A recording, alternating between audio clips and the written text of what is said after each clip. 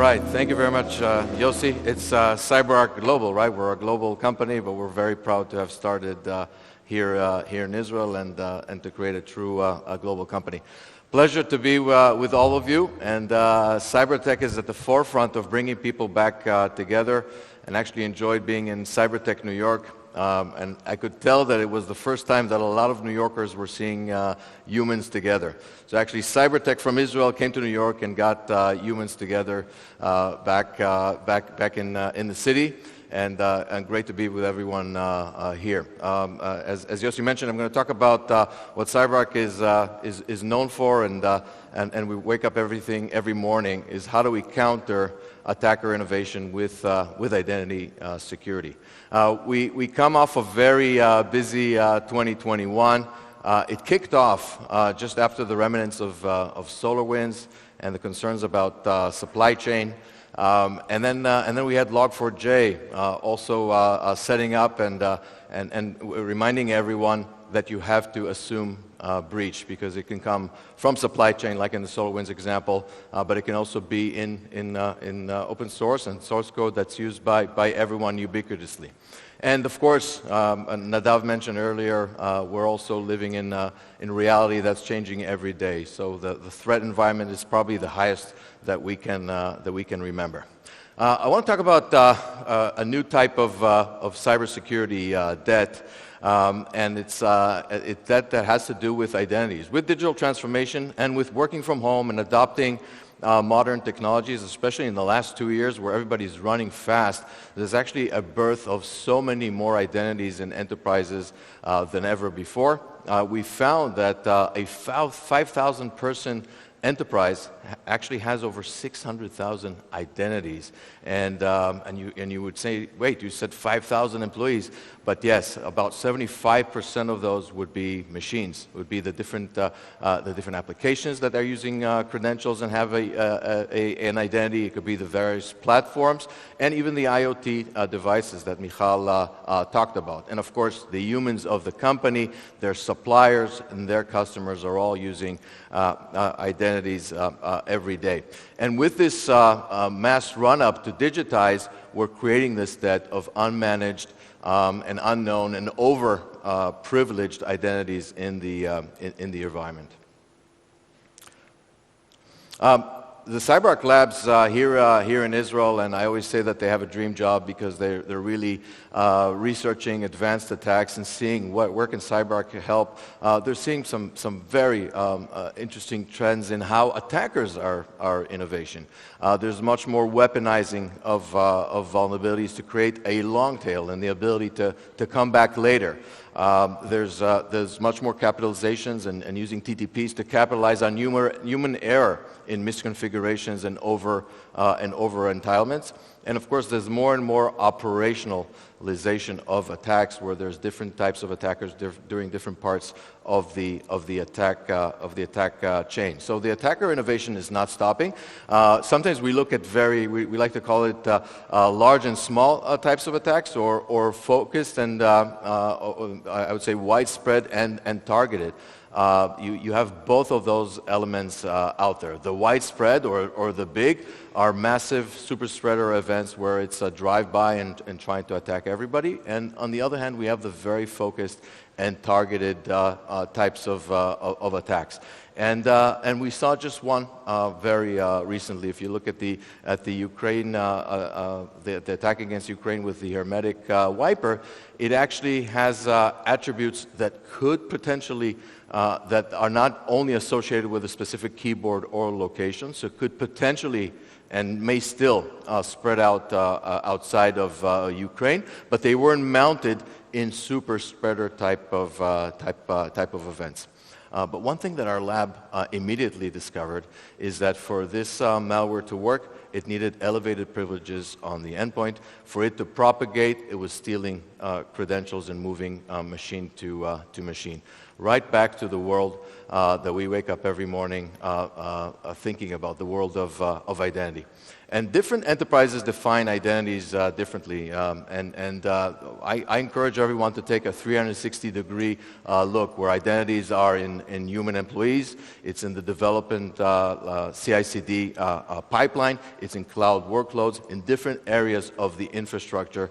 Identity is really in the center, and obviously, as it's known, identity has become the new battleground and the first forefront where you can enter an enterprise, because everybody is spread out, and perimeters have eroded, and we say identity is the new perimeter, but we also say assume breach, but also assume identity. Look for that identity and put processes to put that in place. So of course, what can be done in this world? Identity management and this digitization it has a lot of positivity, and it's enabling organizations to really embrace a digital transformation and move into the future. But what can be done? We believe in taking a security-first approach in managing identities with a zero trust, I would say, program or process in mind. First of all, discover them, but look for how do we trust them? How do we keep a least privilege process around all the identities we have in the organization? Securing the software supply chain, of course, is a big deal. We have a identity threat survey that is coming out in a few months. And about 2/3 of our responders said that they're worried about the software supply chain and don't really know how to protect against it. Back to assume breach. And then, of course, there's do the basics. If we look at the recent guideline from CISA to organizations following the Ukraine attack, there were a lot of do the basics things, whether it's segmentation and endpoint controls and also taking least privilege approach to identities and protecting privileged access. And then it's not just doing that, doing it better. If you had multi-factor authentication, go for advanced multi-factor authentication in a zero trust approach. Cyber hygiene is an ongoing process that can be measured and tightened up, and we're seeing that with enterprises around the world. It can be done. As you know, CyberArk pioneered privileged access management. We basically coined the term, invented it, and created that layer of protection so that organization can protect the keys to the kingdom in their organizations, the access to the various IT and cloud environments. But we've expanded.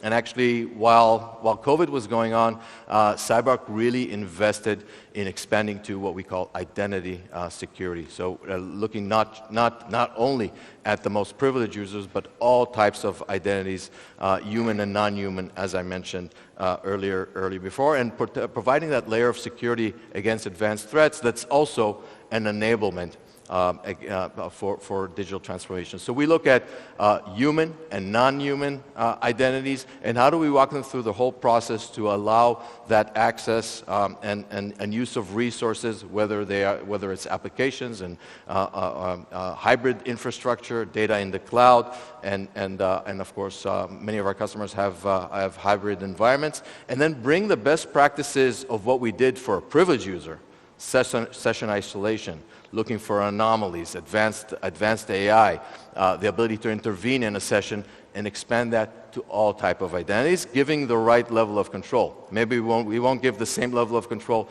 to someone in HR that we would to a database administrator or a cloud console administrator, but we want to know when somebody in HR is actually adding users or performing a sensitive or advanced function. So we worked very hard. Part of it was through an acquisition we did right at the heart of COVID.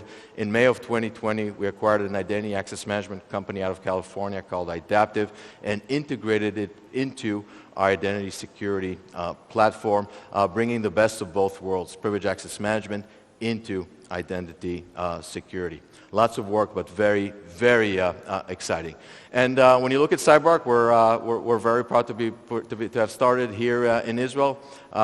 We believe in being productively paranoid. We have to always innovate because attackers are innovating, and it's in our DNA. And this is how we guide our team, and have expanded that around the world to always think ahead. What can we do to protect against attackers? We're we're located outside of Tel Aviv, but in June of last year, we also expanded to close to the Ben Gurion University, where the president of Ben Gurion spoke earlier in Beersheba to give us access to that town. So we're really investing in growing our R&D in Israel and around the world. It's close to 800 employees in just in our R&D centers there, investing in innovation. From a global footprint, today we have more than 7,000 enterprise customers, and about more than 50% of the Fortune 500 and more than 35% of the Global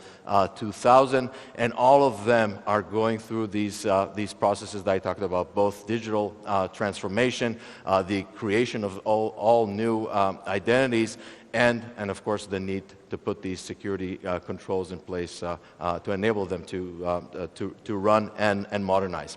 But we believe that you don't go alone. And on top of the investment in organic and inorganic R&D and innovation, we're investing time, money, and engineering in a variety of integrations. We believe security is a team sport, and whether it's integrating into off-the-shelf applications like robotic process automation or threat vulnerability management solutions that need privileged access to perform their actions, integrating with cloud consoles, and many speakers that are with us today so that we can provide even a tighter security for our customers. As Mr. Silvers said earlier, it's our responsibility as the software makers to optimize it for our customers. Think of how we make the biggest impact for our customers. We do that a lot every day, and even giving programs for our customers for quickest time to value to reduce the most amount of risk in the least amount of time. But the other aspect is give them value with the other investments that they made in IT and in security, so that 1 + 1 will equal 11. And with that, I thank you. I look forward to seeing many of you outside and in the halls, and enjoy the rest of the conference. Thank you.